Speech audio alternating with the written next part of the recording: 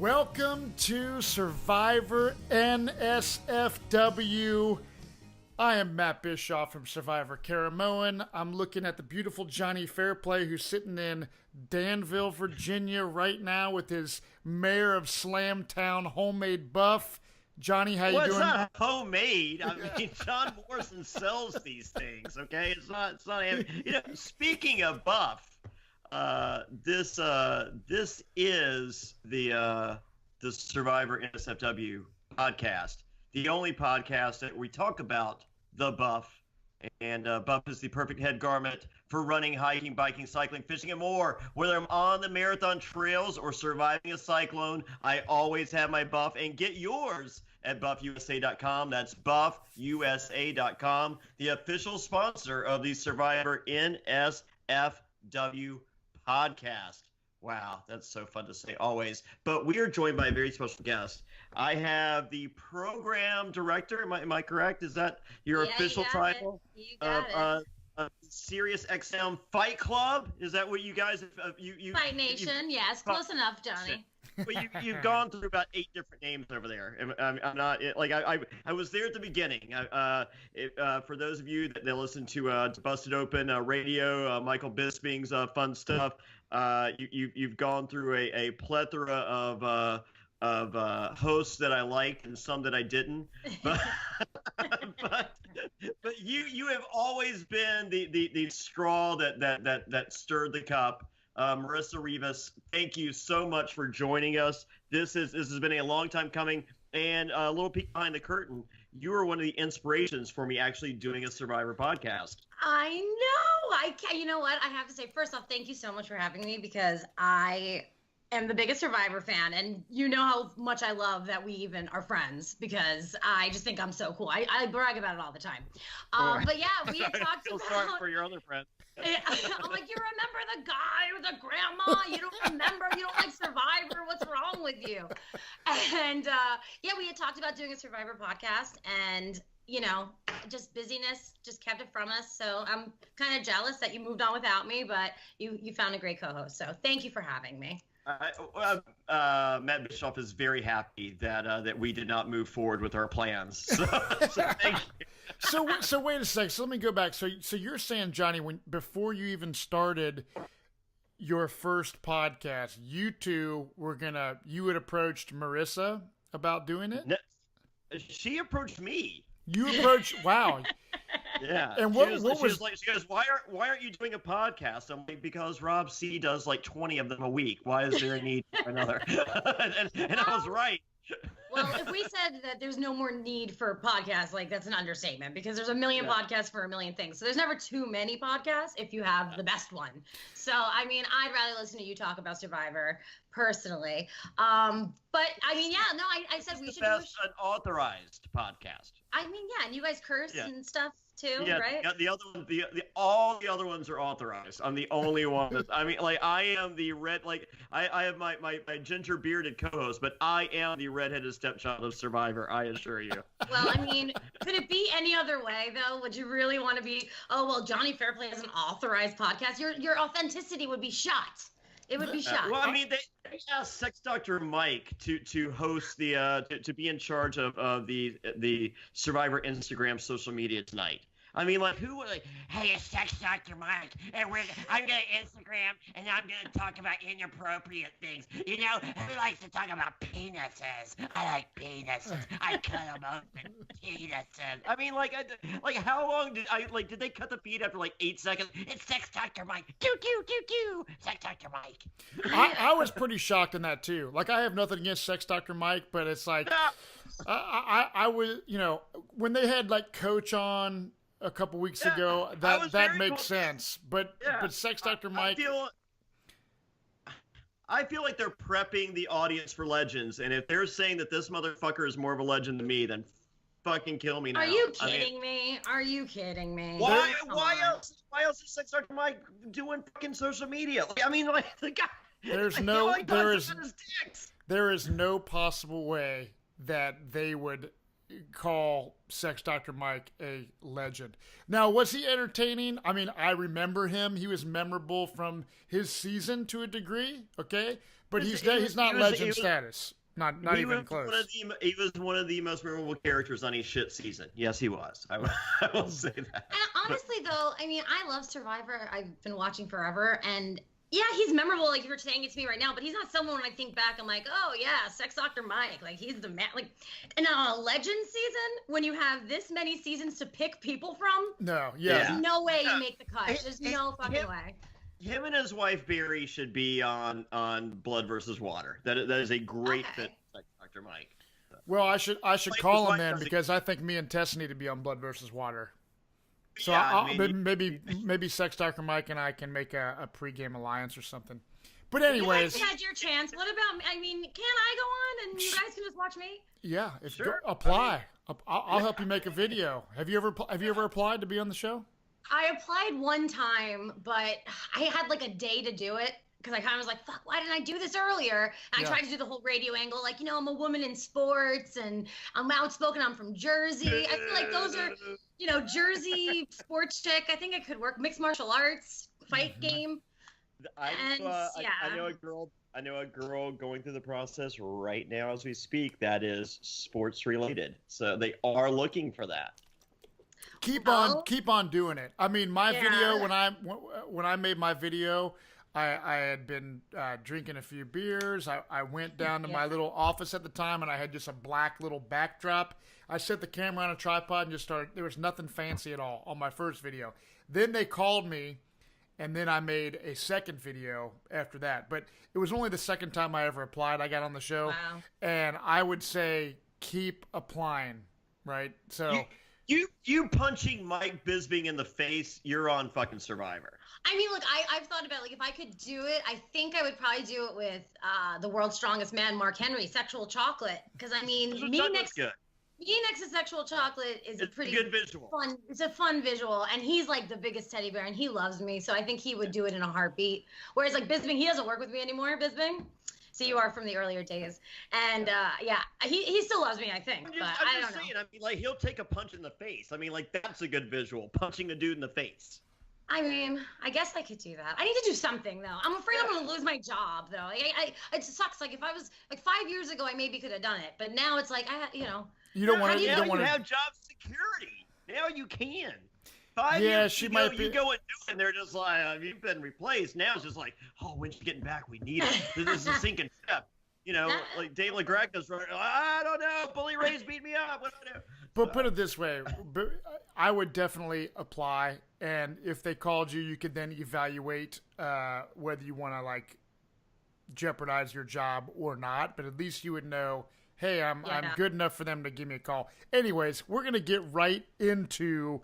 This episode's always one of my favorite episodes of every Survivor season, the Loved One episode. Hey, can I say something before we talk about the episode? I mean, because people love it when I plug shit. I mean, it's their favorite. I read the comments on Reddit. Hi, Allison. This is big stuff. Finally. We are really doing the finale party in Baltimore. It is not at Jimmy's Famous Seafood. I was mistaken. Why would I think that it was Jimmy's Famous Seafood? It is not. It is at the Brass Tap at the Fitzgerald in Baltimore, Maryland. They have a parking complex, a 5-story parking complex right next door. It's gastropub food. They have 6 huge screens that they're showing Survivor on. It's $25 general admission, $75 VIP. You have your choice of a buff. You can get a purple buff. You can get a green buff. You can get a blue buff, all from David vs. Goliath. Or you can get an orange buff autographed by Nick Wilson. So, and to get your tickets for the finale, which is 2 weeks from today, if you're listening to this, it's going to be 13 days from today. If you listen to this on Thursday, go to SurvivorAfterHours.com. That is SurvivorAfterHours.com. Get your tickets now. VIP will sell out because, I don't have 800 fucking autographed Nick Wilson buffs. I promise. I don't have 800 of the purple. I don't have 800 of the blue. I don't have 800 of the green. So get your tickets right now, SurvivorAfterHours.com. Join me live and another previous castaway, at least one, possibly two. Rumor has it spoiler alert, Dolly and Rhino. So there you go. Should be fun. So join me at the Brass Tap at the Fitzgerald right there in beautiful Mount Vernon area of Baltimore in 2 weeks and so go to survivorafterhours.com. Now let's talk the Loved Ones episode, my favorite episode. It was 15 years ago, 1 week ago today, that I did the Dead Grandmother lie. So if anyone knows about this shit, it's fucking me. So here we go. We come back from Tribal Council, and what do we learn? The Mason-Dixon Alliance is dead. Nick is defensive as hell coming back from Tribal Council. He's pissed, and I do not blame Nick at all. To me, at this point, it's kind of like Nick's almost declaring war against Christian right off the bat when we come back from Tribal Council. I mean, it's, they had this alliance and they were pretty close, but, Nick was pissed at the Carl vote and rightfully so. I mean, this to me is Christian's biggest misstep. I didn't understand it. I didn't know why he didn't even try. Like, it was like, if you were watching that episode for the first time, you would have no idea that Mason-Dixon was even kind of a thing last week. It was like, kind of just like an afterthought that Christian was even a part of it. So I thought it was really bizarre, and I understand completely why Nick was pissed off. And the crazy thing is, as we go through this episode, what ends up happening with Gabby, I mean, all of that was for Gabby. Mm-hmm. All of it was for Gabby. And it really wasn't for Christian's game. And then look what happens. But, yeah, crazy move. Yeah, so Nick was controlling the game. And, we got post-tribal, we got a what the fuck. I mean, like, we didn't get the, oh, gee, shucks. I mean, like, that. Nick has been the king of, oh, gee, shucks. We didn't see that, and Christian was a backpedaling little bitch. I don't know if you guys caught that. Well, once the immunity challenge was over, he was just like, "Oh shit, I really should probably fix that situation." Yeah.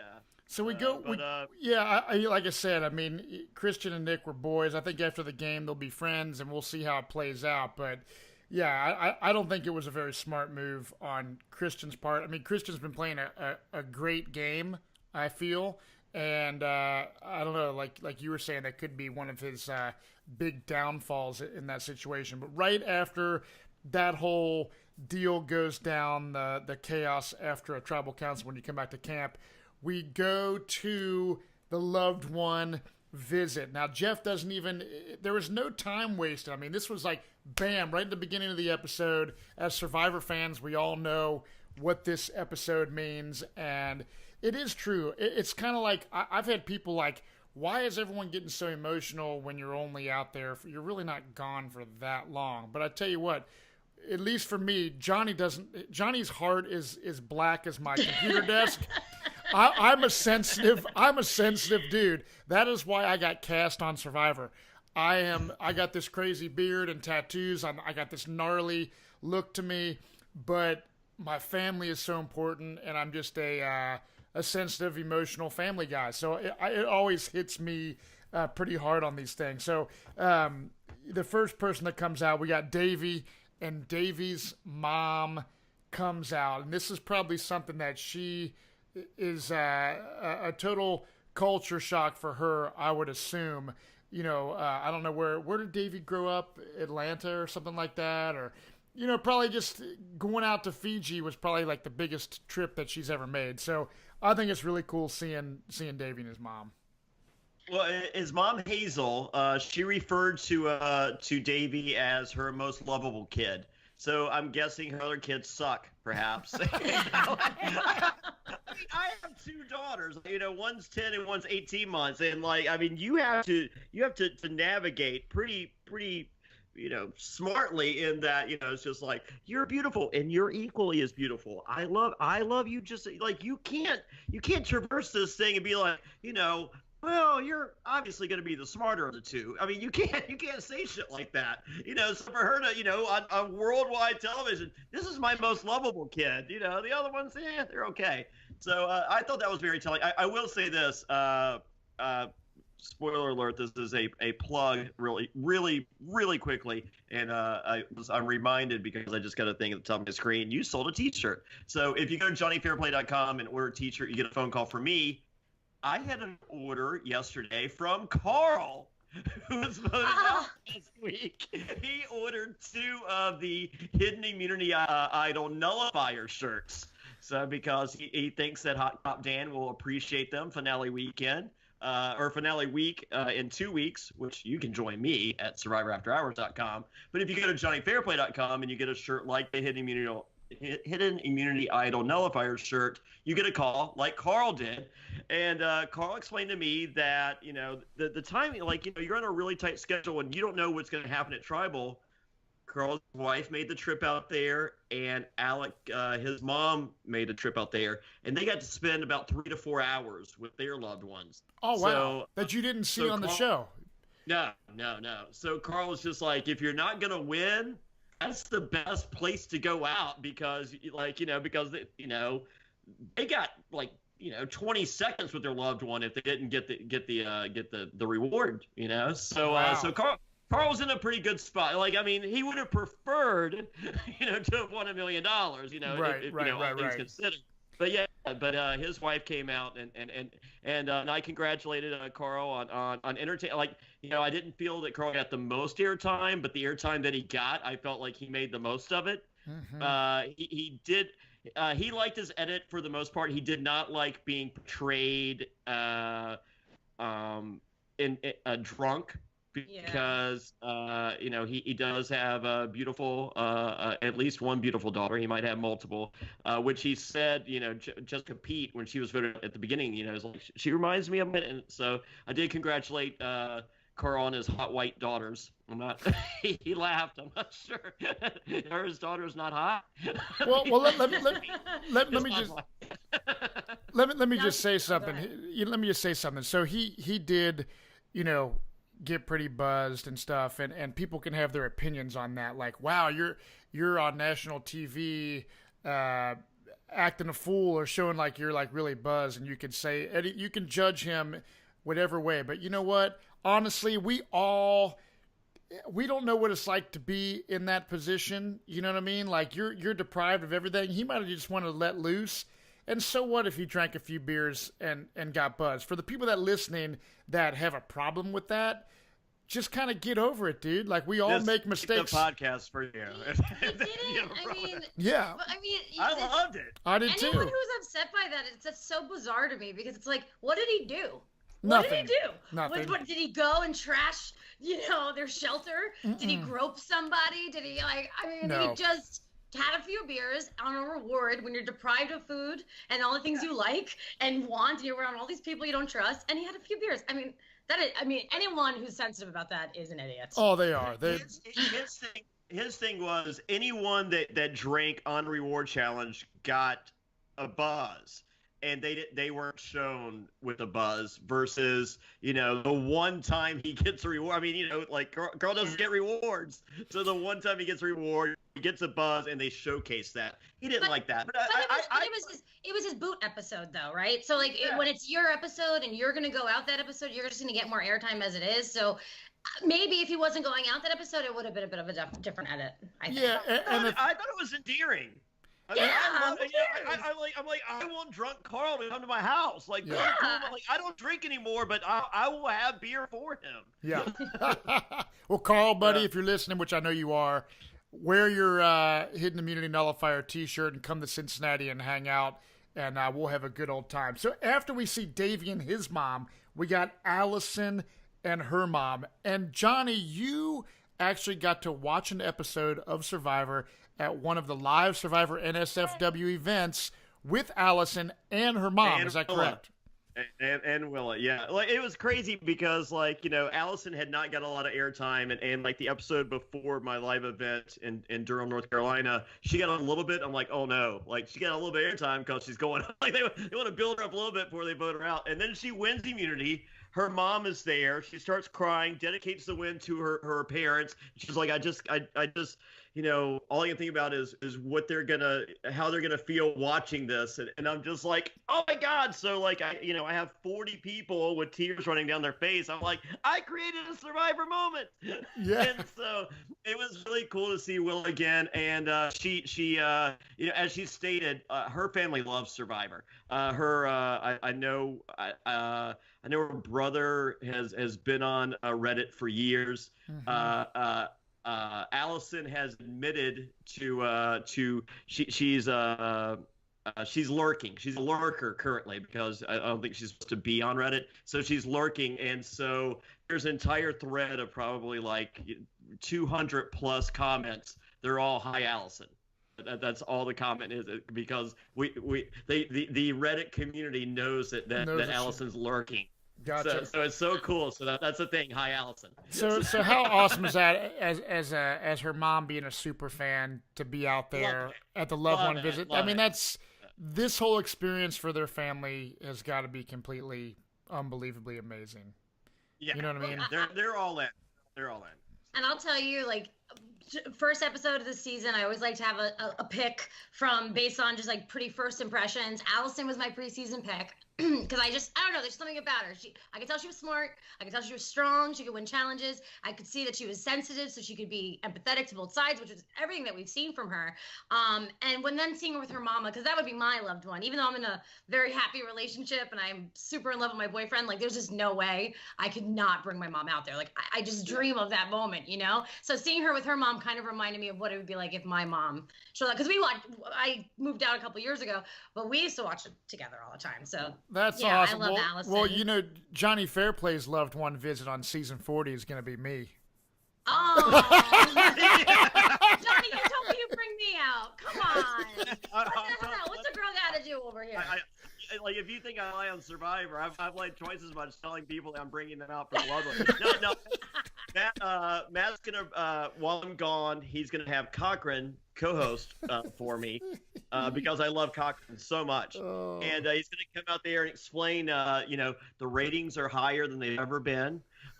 So if this is a 50-day season or even a 60-day season, take your time, no rush, don't hurry back. That my chair is being filled quite nicely, and the new Cochran T-shirt available at JonnyFairplay.com that they will be selling at that time.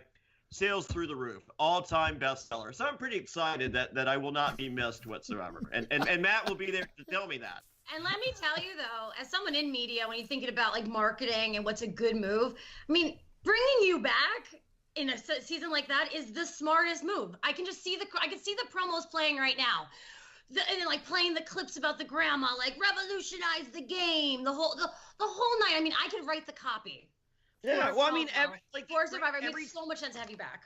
Every time they do a bring back season, every single time they're just like, and some of the greatest survivors of all time, and they show me, and I'm just like, I ain't out there, motherfucker. Like, why are you showing me? Like every time the go-to clip, hey, she died, dude. Like I'm just like, I'm not there. Stop, Yeah. Well, I will say stop showing. Don't keep showing me. Bring me back. Well, we shall see. I want to see it. But then, after Allison and her mom, we go to Kara, and Kara's brother comes out, and it's really cool, kind of seeing that, that brother sister dynamic. You can tell that they're been through some shit together. That's what I wrote. I put sounds like they went through some shit. Yeah. Can you tell me what it is? Why hasn't that been part of the story here? What's Kara's backstory? I know. Yeah, I want to know.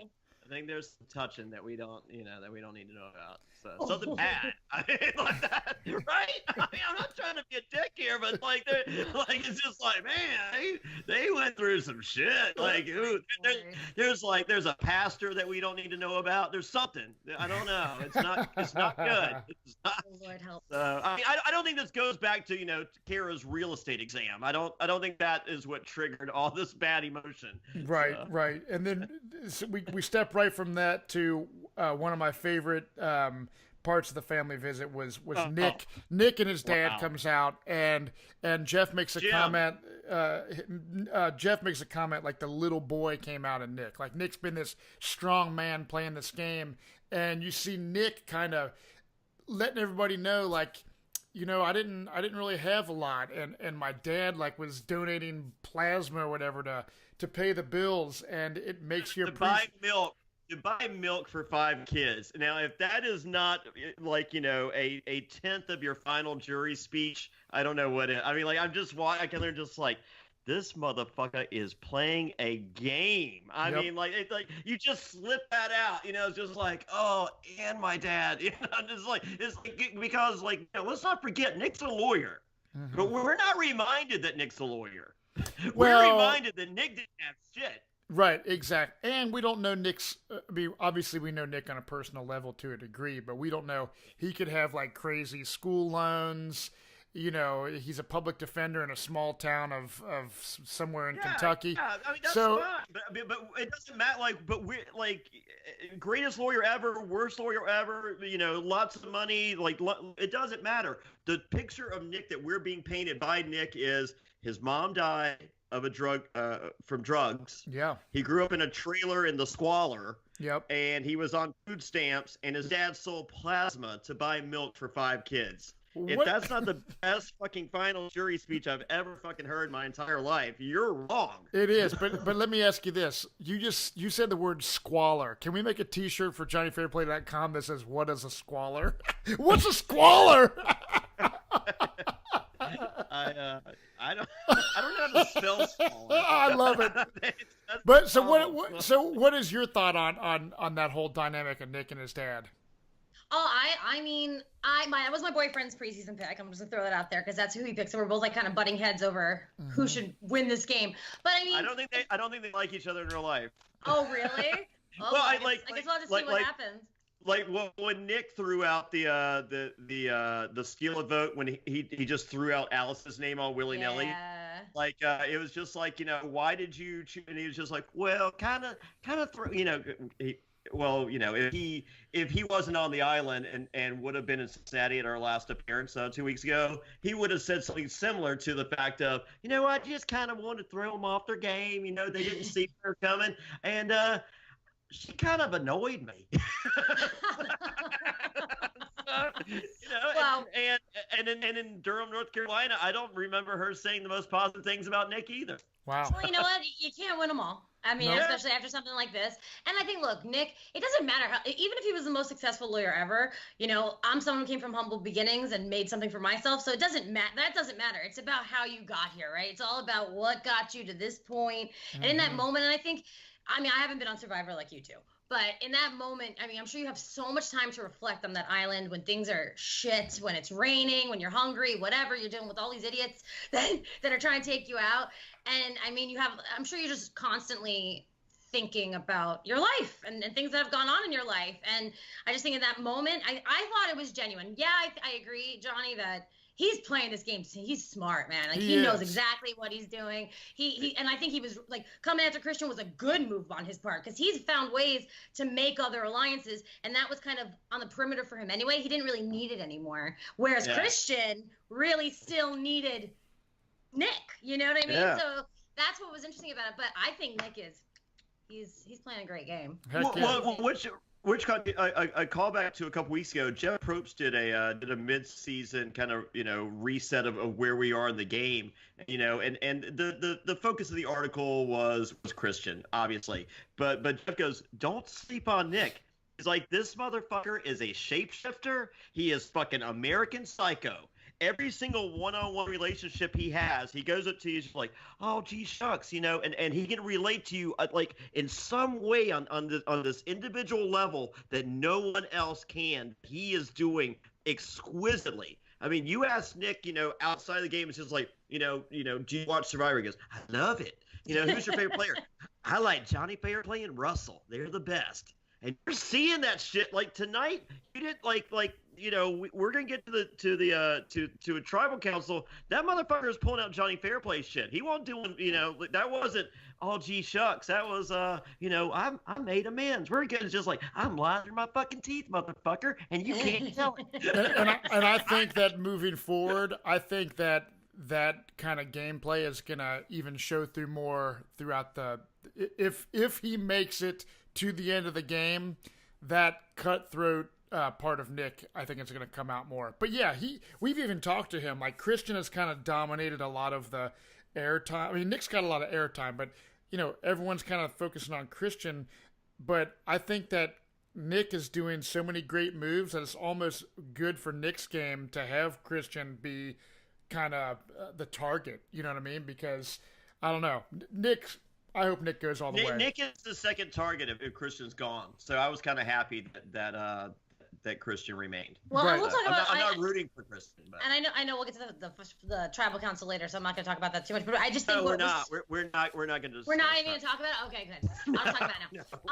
No, I think that the best part about this whole episode would be that at the end of it, I just kind of looked around at everybody and I was like, shit. I mean, they're all shaping up to be some tough players to beat in the end. And yeah, there's always the obvious ones and the ones that someone like Christian who's just been in the front, but like even someone like Allison, like everyone's been playing. Angelina, look, I'm not the biggest Angelina fan. I love Angelina. You are wrong for saying that she's not great. I'm not saying she's not great. I'm actually giving her credit. I was saying but I understand her gameplay. I think she's had little missteps, but somehow has managed to rebound when she was someone who was kind of right there, and no one's even talking about her anymore. So I just think that, and Davey today emerged for me as well. And I mean, I'll talk about that later too, but I mean, he's the reason this happened.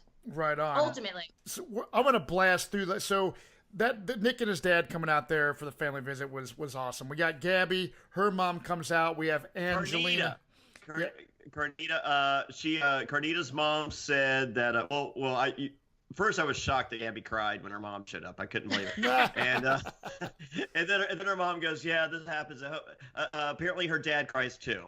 That's that was my big takeaway from there. Then Angelina's mom, Anna, she just like her mama told her. Angelina chooses to tell the right story. I don't know why. I don't know why. That was one of those moments because I love Angelina. I mean, I'm smitten, kitten. I gotta be honest with you. There is something about that woman that drives me insane.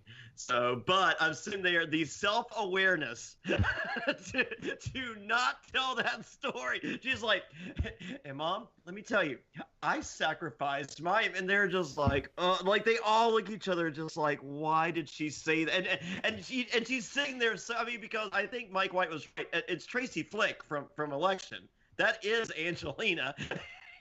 and I'm just like, oh my God, just please stop. But that was I think Angelina saw Nick doing part of his final jury stuff. She's like, I'm gonna get in mine too, and it's like, no, stop. I honestly wish that Angelina's husband would have came out. That's for me. This family visit. I think he's fighting the good fight. I think he was deployed. Was he deployed at the time? He was deployed right before she left. Yeah. Okay, gotcha, gotcha. Well, but the funny thing about Angelina, I read an article of an interview that Gabby did, and she was talking about how like the whole tribe, everyone knew that she did that for her own purposes. Like, and Gabby that week. Angelina was supposedly the person they were voting for, and she was like, that was the thing that clinched it for her, that it was like such bullshit because she's over here sacrificing immunity for Rice. So, like I said, I like Angelina's game, but I rolled my eyes pretty well. Real quick, reflecting on that article, my conversation with Carl, none too pleased. Carl's view on that article, he was just like, you know what? It's real easy to answer those questions the way she did and give those answers after watching the show. You do that same interview with Gabby before the show begins. Her answers are completely different. He goes, that girl can pretend to be in the loop on all this stuff. He was like, I didn't see that out there. So that is true. Carl hated that article. Ooh, I want to talk to Carl. Can we get Carl on the line, please? I mean, we can. I mean, I would like Carl to get his prize money. Yeah. Oh, that's true. I give a fuck. We don't want to fuck Carl over here. All right. Oh no. So there's such little time left. There's such little time left. He's almost there. Yeah, don't pull an Alec. Don't say fuck it. Come on, Carl, keep your money. We'll talk to you in 3 weeks. I promise. Hell yes. So then we got Mike's boyfriend, Josh, comes out, and it was kind of a kiss. What's that? Kiss. Yeah, it was kind of a weird dynamic. They kind of were like standoffish. I think there was a kiss, and CBS elected not to show it. I'd be so pissed if that was true. And you know what? It might be. It might be true. I wonder what their demographic is and how many religious people. I know their demographic. Their demographic ain't cool with that kiss. So Their Well, demographic needs to be over it. But I think that's I don't know about that. I mean, there's been plenty of openly gay people on Survivor every season. I mean, Richard Hatch, the winner of the very first but season. that's fine. did he kiss his boyfriend? I don't. No, but I'm just saying, like, Survivor's always seemed. There's always hardcore Christians, and there's always. I mean, with the whole Zeke, when they made a big deal about when Varner called him out as transgender. Did they show any kisses? I don't know No, if they've but ever shown. Maybe you're right. We're gonna ask Mike down the road if that was the case. That would be very interesting to know. Getting Mike on the fucking but that guy. You'll get him on the podcast. Come I'll on. never get Mike White. And you know what though? And it wouldn't.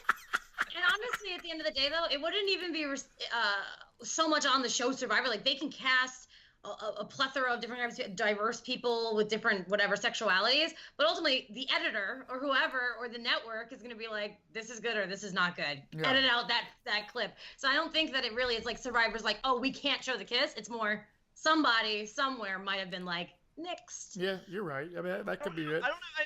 Maybe they just don't have a relationship. Like, I mean, they didn't seem very public display of affection type people. How many years? 5 years? I don't know. 6 years. My girlfriend hasn't kissed me in 2. Well, she's dating you. That's different. My kid is less than I'm doing some math here. Anyways, then we go on to Christian and his girlfriend coming out, which is pretty like it was just a funny Johnny. I just wrote on my paper, don't talk. Okay. Okay. Shut your fucking mouth. Well, all I know is I found some of Christian's comments and things and the way he acted pretty hilarious, a little bit socially awkward. But I always wanted to know what the woman that got pissed over the robot T-shirt looked like, and now we know. I have a T-shirt available on JonnyFairplay.com that says robots are better than girls, and he said that he couldn't publicly endorse that shirt because of his girlfriend. But anyways, I'm psyched that he he's got a girlfriend that he obviously loves, and that's hats off. I hope she had a good time. The one funny thing that I thought was as she was the robot hug. Yeah, the robot hug exactly. But we'll get to. What were you gonna say, Marissa? About I was just gonna say I don't know. I felt she was clearly like uncomfortable, right? Being you're on screen, you're on TV. Like we take for granted, and I mean maybe before you went on Survivor, you were not more of a shy guy. I don't know, but that's a rock and roller. So but I'm saying that's what I'm saying. Like we take for granted the fact that she didn't sign up for it. You know what I mean? She's doing this because she loves him. But I have to say, to me, that was like the turning point of the episode. Was when she walked out. I don't know if I blocked it out of my brain, but I kind of forgot Christian had a girlfriend because him and Gabby. Like I always wonder, like, will they? Won't they? Will they? Won't they? And I'm telling you, get what? It was Jim and Pam, and he fucked it up. Well, he did fuck it up because I'm telling you, man, Gabby got rid of him because she was fucking jealous, and it was like, That's all it was. The moment she saw that this chick was real and that he really loved her and he was crying and all this stuff, she got pissed. Yep. That's a good theory. But I tell you what, as a whole, the family visits were not. I didn't really even shed a tear, and usually I cry every time and even my son was like, you know what? There's no. I said, guys, why isn't Dad getting all emotional? And they're like, I think it's because typically on these family visits, like, there's always a real crazy sob story. Like when Adam Klein, when he was in the show, when the winner of Survivor a few years back, like he's talking about his mom.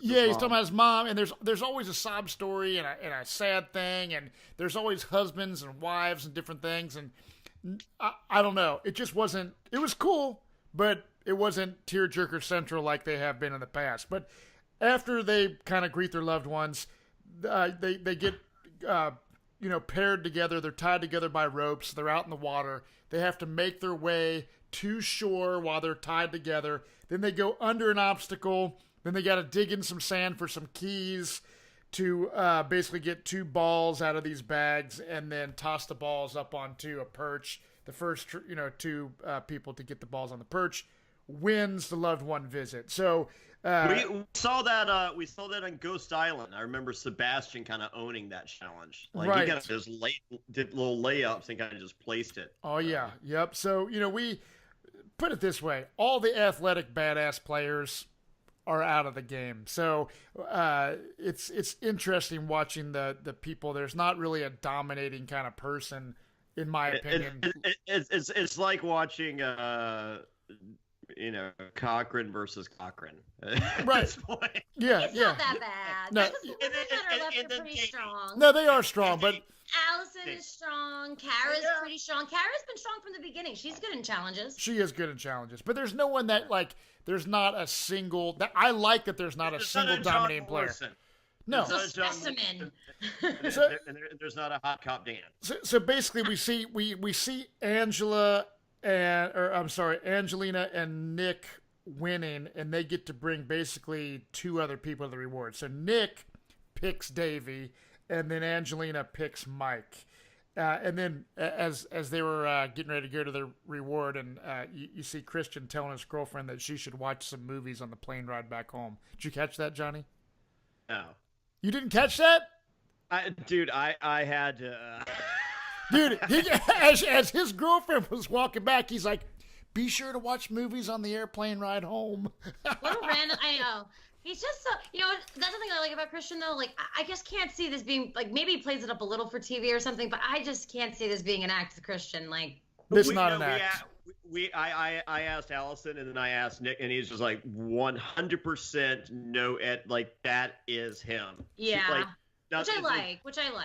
I love it. I was very happy to discover it, because I was just like, this motherfucker is a gimmick. Like, I would punch him that would piss me off. Yeah, that would piss me off. He's too unique to be a gimmick, because a gimmick you could tell. 100% like Nick was saying, like, if Nick were allowed to talk to me, but he's not, because he's on the island and Survivor's filmed real time, and I had not talked to him whatsoever. But if I had, he would say something to the extent of, this show is exactly like you see. They have done nothing. He goes, the only thing that wasn't right was Natalie. Like, Natalie, they showed her being all mean and stuff. And she was much worse than what they showed. Oh, God, she was unbearable. Jesus. She was. So that was, if I were to talk to Nick, that's what Nick would have told me about this season. So that was pretty cool. Like, we're getting a really honest view of what's going on out there. Right on. So we basically start, the reward is having a barbecue kind of out in the water on this boat. That was cool. Little raft thing. Yeah, so, just kind of like a little barge. It was better than the video game chairs on the back of the boat last week. Like, that seemed kind of low budget to me. Yeah, I know it did. So we see Angelina, Nick, Davey, and Mike. They're all hanging out with their family, and they start talking about Final Four. And you kind of always see this a lot of times. I mean, Davey really wasn't saying as much, but you always see when these things happen, hey, it's us. But it never ever actually typically works out. So, here's something to fuck up your alliances for about 3 hours, then you get back and you're like, wait a second, I hate that motherfucker. I know. I forgot. So I thought I liked that motherfucker, but I don't like that motherfucker. No, hell no. I did like Davey talking to his mom, and he goes, guess what I call mother? An octopus. Yeah. I'm like, you call your mom mother? Like, that's a little weird. Do you call your mom mother? Anybody? No, I call my mom mommy still. Do you? I'm just kidding. No, I say mom. I've never, mother is like I don't know. That's like an old fashioned kind of. I say ma. Yeah, just Jersey ma. Ma. I love you, ma. Or mama. Buy me something. Yeah, buy me some shit. So even though Angelina, Nick, and Mike kind of think it's a good idea at the time, they kind of showed Davey not really agreeing with it. He doesn't like that Final Four because it might not include him as a Final Three. Exactly. Yep. So I like if you're telling me Final Four, I'm just like, man, y'all look real fucking close over there. I bet y'all do think this is Final Four. Yeah. So no, I would date I think Davey was perceptively correct in what he saw going down. Right. So we go right from the reward to back to camp, and Christian being talked about by Gabby as the comforter. She starts like kind of saying, he's kind of been this comforter kind of dude, and I haven't really been able to like play this game on my own, and now it's time for me to make big moves in the game. So she starts telling people, let's vote Christian. I mean, do you think this is a good move or a bad move on Gabby's part? Are you talking to me? Because I have a lot to say on this. Yes, I'm talking to you.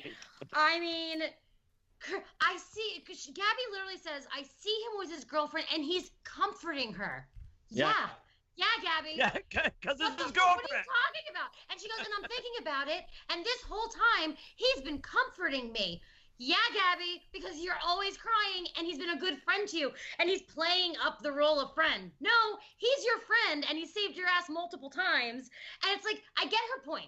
Like, her overall point of, like, I can't have him with me at the end because he's going to get credit for everything. She's correct, right? Mm-hmm. But you don't cut him at 7 or 8. Called the shot. She's called the shots on every single move that they've made. It has been her from the very like Jessica Pete. She was just like, I'm the only cute girl that gets comforted here on this David tribe. Me, not Jessica Pete. She's cute and blonde. Fuck her. Christian, get rid of her. That was her. Like there's so many. Like every like Carl. Carl didn't want to include it. Christian, get rid of Carl. Every fucking move that Christian's made, it wasn't Christian. They were all Gabby's moves. But she clearly didn't feel confident enough to be able to convey that to the jury.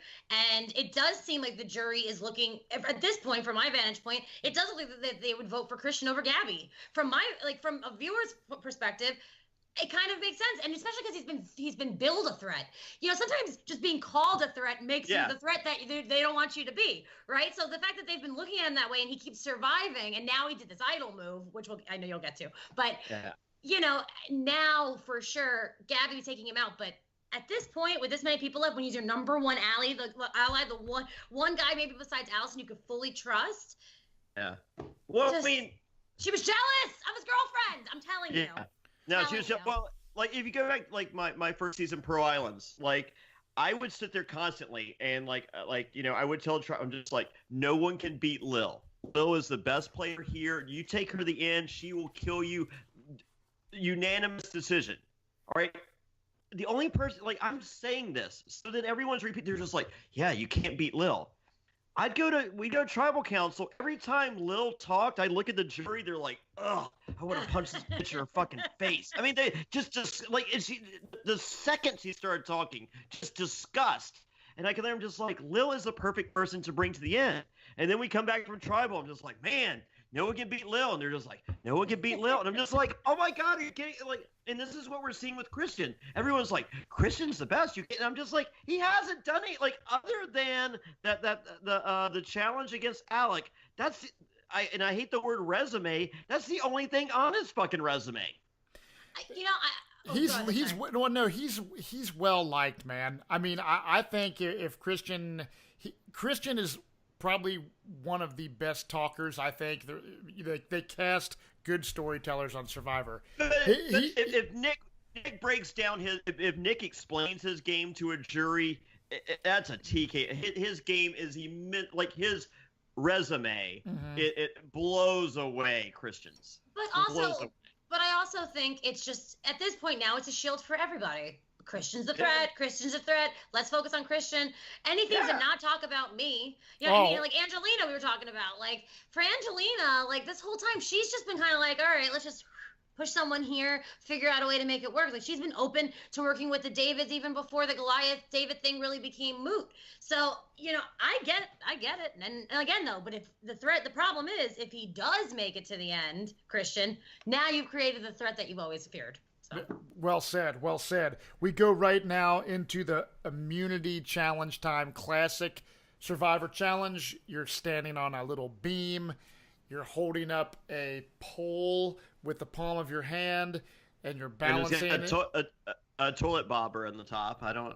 Yeah. I was glad they did the toilet challenge. I like to refer to these as poverty challenges because they're ones set up for poverty win. But no, this was the toilet bobber challenge. And the last thing I really want to think about is a toilet while I'm sitting out there in Fiji, starving and wanting the finer things in life, like a commode. So yeah, that's a nice reminder. So if you drop the pole, water falls down on you, you're out of the challenge. Or if you lose your balance and you fall off of the beam. So the first phase is a 5-minute phase. Competitors go through that. Then you got to move your foot. You put your one foot behind the other, which makes it a crazier leverage point. And then the next phase.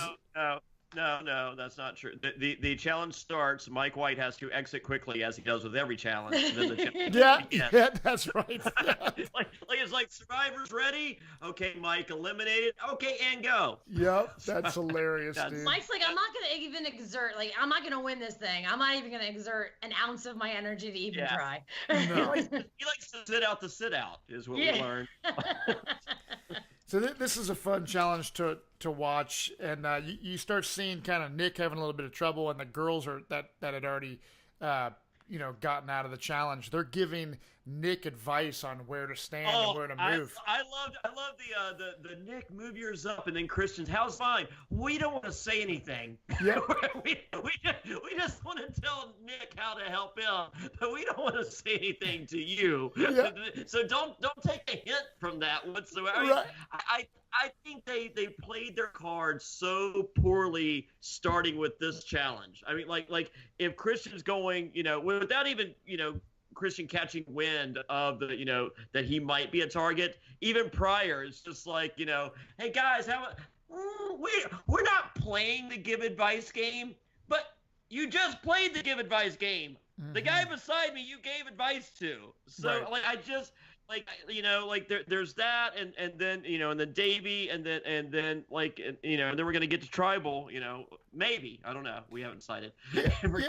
So the thing is, Cara wins the challenge, and the cool thing about this season is because people like Alec and Hot Cop Dan and John are out of the game, the challenge beast that I was kind of referring to earlier. There's so many.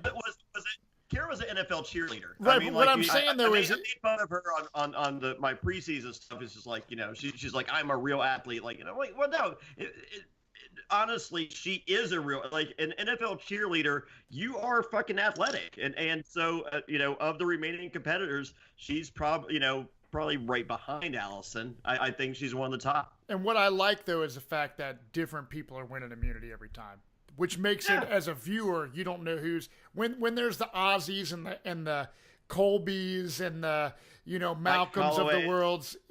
It's just kind of like they're winning again. Here's the necklace. Different people win every time, so that's one thing I've noticed. So everyone kind of goes back to camp. Gabby starts blatantly talking about making her move to vote out Christian. So Gabby starts talking to Nick and Davey, and Nick's kind of all on board, like, hell yeah, this is my time to get Christian out of the game. But Davey, again, there always takes one person, you guys, to foil a plan. It's always one. A bean spiller.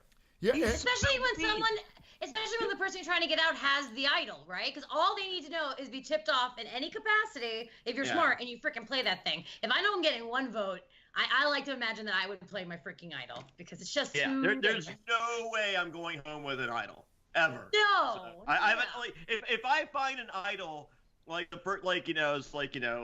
say I go back for Legends and it's like day 4, Jonny Fairplay finds the idol. Day 6 is tribal. It's just like, I'm playing the idol. You're not even your tribe won the challenge. I know. I just want to be sure. Oh yeah, no. I would never go home with an idol either. So we basically have finally everyone's talking about the plan. Everyone's on board with the Christian thing, and then Davey goes to Christian and says, dude, here's their plan. Your name is on the chopping block, and Christian is just stunned about, especially like the Gabby thing. He kind of knows that Nick is pissed, so we kind of see Christian going to Nick on the beach, trying to do some damage control to kind of get back the Mason-Dixon alliance, which really Nick really is not having that whole deal. Well, all right, so this whole time we've seen Nick just play the golly gee shucks game, and he's really good at it. This is the first time we've seen Nick be deceitful, because he hasn't had to be deceitful until now. Mm-hmm. And that motherfucker did it pretty effortlessly. I don't know if you caught that. Like, he was just like, yeah, man, we good. Yeah, no, you know what? It's all about rebuilding. And I'm just like, this motherfucker's good. Like, there's like, I have a T-shirt available at JonnyFairplay.com that says, my friend Nick's a lawyer and he'll get you off. I think he might. Yeah, well, I think that Nick's one of those type of people that is super nice, super cool, but when you freaking push him over the limit and piss him off, then he becomes like the Russell Hanson, the Jonny Fairplays of the world. Like, shit hits the fan. And I hope we see more of it, because that's going to be beautiful to see Nick's flower blossoming into this, like, more, I would never call him a villain, but more of just a cutthroat player, because you can tell he is really, really pissed. And I think we're going to see that from a lot of people in this final stretch, because I mean, they've been talking about the season being one of the best casts. I gotta agree. Like, here at the end stretch, there's so many possibilities of how this thing can go. Like, next week is so important, because I just don't know what's going to happen, and even the preview showed you that we don't know what the hell's going to happen. But like, even Davey, this is the first time I've even like kind of looked at Davey and been like, well, how's David been playing this game? And just trying to calculate, because as viewers, we're only following kind of what they're showing us week to week. But like on the island, I mean, then they edit people certain, winners edits do exist, of course. But we've seen times on Survivor where the winner doesn't get quite that edit that you would imagine, right? Michelle Fitzgerald. I love Michelle Fitzgerald. You had no clue. She literally... Danny wrote right. Just, Michelle was one of those classic seasons. People give her shit for like being the winner, and she just played an under the radar game, and she didn't even get a whole really shitload of airtime, like when like a season like Survivor Caramoan, when Cochran dominated the confessionals. It kind of is predictable, but yeah, like you said, there's so many different people and game players out there that it's gonna be really cool how it plays out. So right now we go in to Tribal Council, and we know that Christian has an idol, okay, and Well, hold on, real quick. When they came, did you notice Carl's death stare? Oh, Carl was not happy. No, I have that written down in my notes, dude. Yeah, Carl looked fucking pissed. And that was my first thing. But right after that, you have Angelina reporting to the jury as Tracy Flick from Election Wood. So here's where we are. So after we come back, and jury, pay attention. Okay, Carl especially. Nick was pissed. He was not happy. I wasn't happy either. Remember me, Angelina, not happy. That move. Okay, let's continue. And I'm just like, oh, God bless you. Once again, I'm smitten. I'm in love. I think she's great. I mean, I'm ready. I'm ready to join the Marines or whatever to win her over. I don't even know what leg of the armed forces I have to join to win this woman's honor and love. But I'm willing to do it. She's so great. But I just sit there and I'm just like, God bless. I mean, like, because it was. I think it like that and the other is it's a little transparent. It's just like, okay, we got you weren't happy with that. Okay, that it's almost a pat on the head. But she's playing. I mean, like, this girl's just like, hey, everyone has a chance to win this game. I'm fucking trying to win this game. And she's good playing. for her. Yeah. Oh yeah, she's playing big time. Yeah, a lot of people Maybe hate too it. much. Yeah. Maybe too, but that's what, like, someone I was talking to someone earlier today, and they're just like, like, you really like her. Like, yeah, I'm just like, I think, I do think everyone's playing, but like, I think Angelina on a season of like real play, your Jonny Fairplays, and I'll even throw your Stephen Fishbacks and some of your more aggressive players. I think Angelina has a field day on a season like that. Well, that's the thing. I mean, seasons matter, and like who you're with definitely matters in how you're perceived. And I think with Angelina, like she clearly knows the game. She clearly has a strategy. She's clearly ready to rock. But I think she kind of lost everybody with like the coat thing. And I think that once that happened, like all the moments of like thinking she was genuine were kind of out the door. So now when she does this stuff, where maybe it would have seemed genuine, earlier on, everyone's just a little like, I don't think so. But again, I don't. It's a tough fucking game. Like, how do you keep it together for 39 days and be perfect? It's No. that's why Nick is so impressive, right? Because Nick is like, he's got it, and it's coming. It's coming. I think. Yeah. So- I think. So your Gabby starts now, making statements of reassurance, and she starts acting sketchy to Christian's eyes. They even edited it to where Christian's like rolling his eyes like, well, she's obviously what Davey was telling me about her gunning for me. I believe it now because Gabby's blatantly making these statements at Tribal, which is stupid because she's being so sketchy. Of course Christian is going to play his idol at this point. Yeah.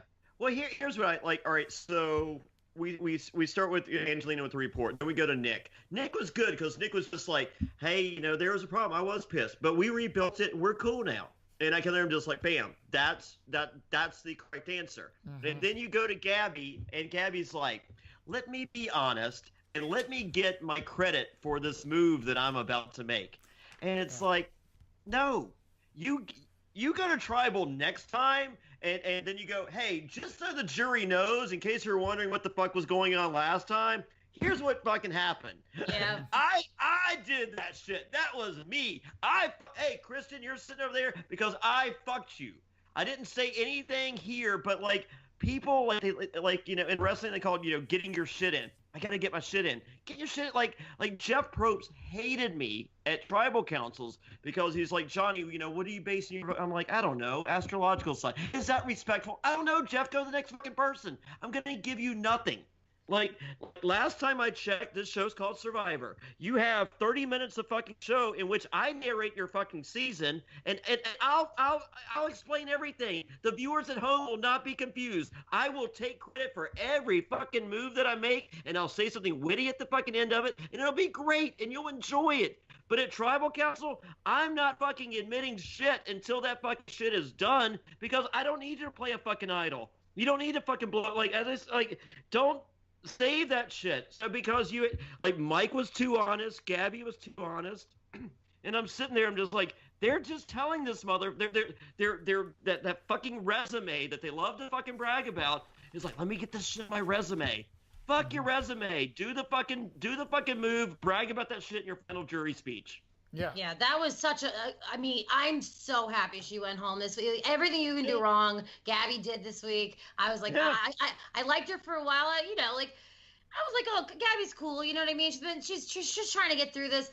But then just fucking everything you could do that's stupid. Like, yeah, why are you talking about this right now?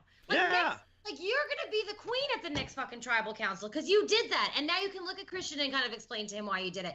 There's just no need, especially when you know he has the idol. I know. It's not like maybe does he have the idol? No, he has the fucking idol, and you, out of all the people, he know that showed it to you, and you're giving him the fucking Iggy. I know. Yeah, it was pretty unbelievably stupid on her part at this point in the game. It's just not smart.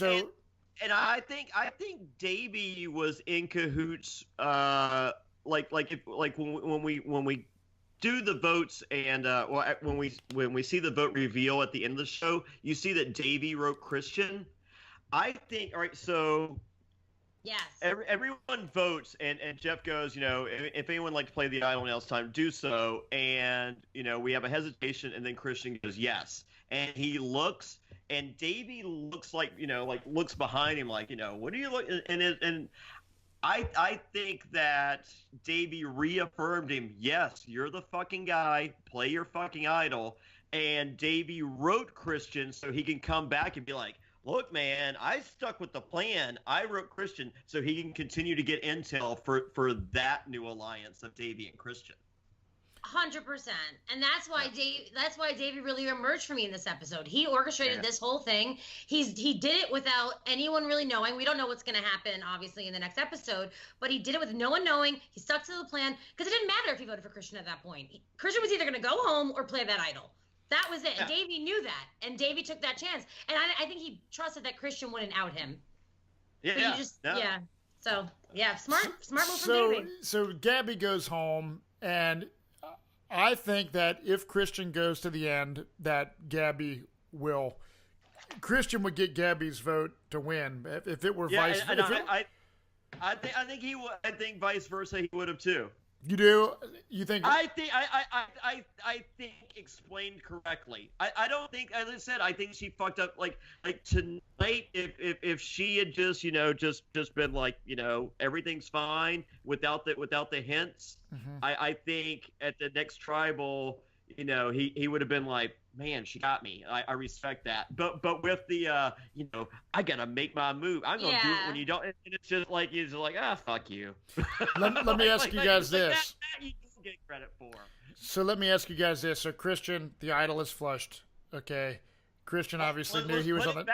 We need 8 more idols out there, please. They're gonna put it back, of course. Do you think that Christian is gonna be in trouble unless he finds idols and wins immunity from here on out? Or do you think there's any way for Christian and Nick or Davey to, take out somebody else? Like, how do you think that's going to play out from the perspective of how far do you think Christian's going moving forward? Well, I think it's obvious that Nick becomes a target next week, and I think Nick is smart enough to – and we know that Nick has an idol, and Nick is smart enough to play his idol, I think. Well, I think this is the thing. Like, now we're at the point in the game where – that's the problem with threats. Someone else turns into a threat pretty damn quickly, and when everyone paranoia starts, and you start thinking about how everyone's a strong player, and who can I actually beat? And is it just Christian, or is it Christian and this other person? Maybe I could beat Christian in a final challenge and not somebody else. You know what I mean? So then that starts coming into play because Christian won immunity, but he's not. Depending on the challenge, it's a it's a hit or miss with Christian, where some people are more well-rounded in that regard. Someone like Cara, I think, or Allison. So I think that everyone needs to be conscious of that. And I don't know. I think he's always going to be a threat, but Christian could go out there and just find the idol. If anyone, he might just go for it and try to find an idol. Well, and you never know. They're going to put another one back out there. I know. I can easily see Christian because the editors and the producers love him, obviously. So we'll see how it pans out. But it was a good honestly, episode. Real quick, I was thinking this when they come back and Davey decides to tell Christian about the plan. Like, I was almost wondering if they were like, if they had pulled Davey aside for his confessionals, and the producers like, so hey, what did you think about that final, that final 4 offer that you had on the raft? He's like, it was okay. I don't really see where that's the most beneficial to me, because I feel like it's those 3, and then I'm the 4, and then I could be like, and then producers could be like, well, because they know that they want Christian to stay there, because this is the story of Christian becoming a butterfly, Survivor David versus Goliath. Producers going, well, what if Christian were to know about the plan? What if someone like you were to tell him? I would not be shocked if that interview took place during a confessional. Probably. And I mean, if that's part of it, it's part of it. But if Davey, I mean, you have no business even being there if you're not thinking about all these different things. I'm sure there's plenty of people who've played who don't think that way. But I mean, how are you not thinking about all your... Yeah, there are plenty of people that do confessionals that have no idea what they go to that confessional and they're just like, whoa, that I should do that, and then you see them come back and playing the game for the first time, and you're just like, oh, this dumb motherfucker. Wait, what could be interesting next week is, okay, so now you have Christian and you have Davey, who have some sort of connection. You have Allison on the outskirts, who has been a threat and has, is kind of nervous, and I think she would jump to somebody if she needed to. So if those 3 somehow connected and maybe pulled in like Cara, who's not really a part of that other group, next week's a whole other episode, and those three are on the bottom. That's the beauty of Survivor. It is, and that's why it's been on for this many years, and let's hope that it lasts to 40 and beyond. I want to thank you so much, Marissa Rives and Butthead. You are awesome. She brought it. She brought it. Yeah, you can tell. I love your enthusiasm, and we all love this show, and it's been great. Do you have anything to plug while you're on here? Sure. First, I'll say that you guys have no idea. Like, this like made my life. Bucket list checked. I'm talking to survivors about one of my favorite shows of all time. So thank you for having me. You're welcome. Listen to SiriusXM Fight Nation. We cover MMA, boxing, pro wrestling on SiriusXM Channel 93. I host a podcast with the comedian Godfrey. In Godfrey We Trust. You can download it now on iTunes. Please give us some likes and some love. We're trying to grow that show. And yeah, there's a great fight this Saturday night. You should watch it. And that's not plugs for me. That's just Max Holloway's an awesome UFC champion, and you should watch him fight. Well, that is awesome. And we'll definitely have you on again in the future, because it's always great to get other people's insight besides Johnny's. Well, thank you.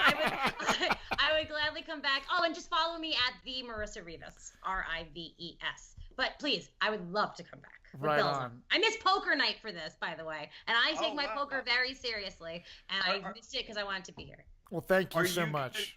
Are you going to join me at the Brass Tap at the Fitzgerald in Baltimore at 1205 West Mount Royal Avenue in Baltimore, Maryland? What date is that? That is Wednesday, December 19th. That is 2 weeks from today. It's actually 13 days if you're listening on Thursday. And you can join me. It's $25. It's not for you. It's free for you. It's $25 general admission.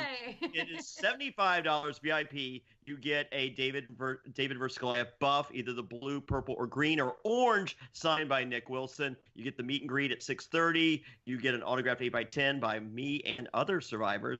And then at 7:30, general admission starts. It is at the Brass Tap at the Fitzgerald. Parking is available. They validate it is a gastro pub, cool stuff. Over 60 beers on tap. They have 6 huge 4K TVs displaying this. This is going to be a fun time. Wednesday, December 19th. Get your tickets now at survivorafterhours.com. That is survivorafterhours.com. Join me live.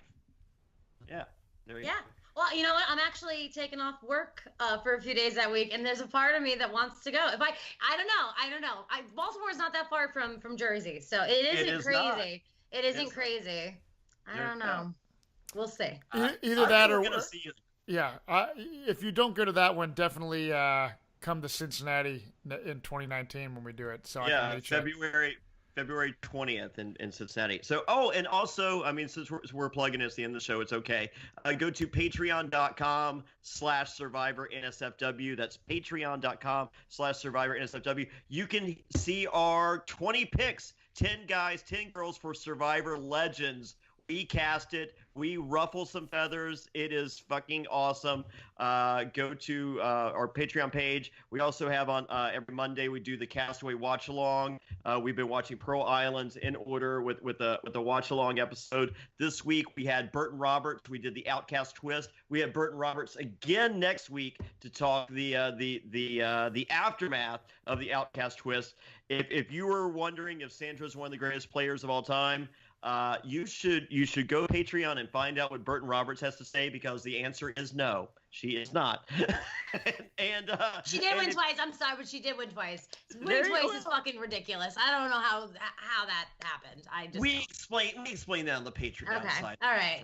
It's okay. So, but give it a shot. It's like we're doing over 3 hours of video content every week. Please support the brand. It's patreon.com/SurvivorNSFW. Try it for 1 month. If you hate it, get rid of it. I think you will love it. We go out of our way to really give you guys some really cool stuff, very in-depth stuff. And and that's everything I got. Subscribe to the podcast. We're at Survivor NSFW. Follow us on Instagram. Matt's in charge of the Instagram. And buy Matt's t-shirt. If you go to Johnny Oh Fairplay.com, yeah. get the Let me do Matt one plug. So there's a shirt Yeah, finally. one plug. You only have one plug. Give the man a plug. So I was on Rob Cesternino's podcast, kind of catching up with him, talking about Johnny Fairplay and I's Survivor NSFW podcast, and Rob's like, how come Johnny doesn't have a shirt of you?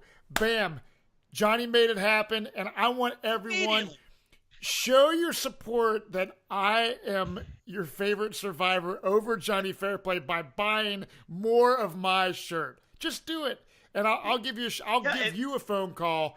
And hey, listen, like I said, check us out, spread the word. Thank you, Marissa. We will see you guys next week on Survivor NSFW, the unauthorized Survivor podcast. Cheers. Woo.